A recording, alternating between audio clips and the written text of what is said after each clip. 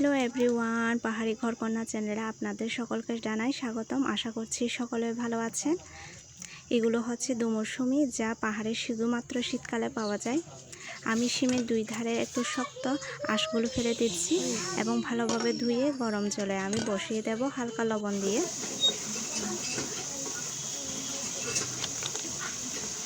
এভাবে প্রায় আমি 5 মিনিট সিদ্ধ করে নেব।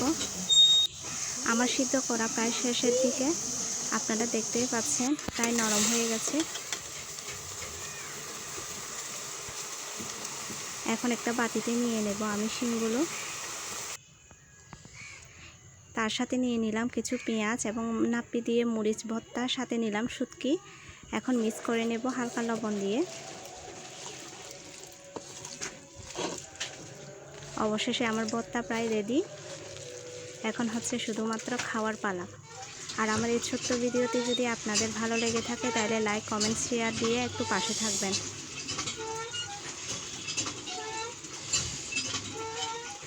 এবং নতুন নতুন ভিডিও দেখার জন্য আমার পাশে থাকার জন্য অনুরোধ করছি। তাহলে আজকের জন্য সকলে ভালো থাকবেন। টাটা।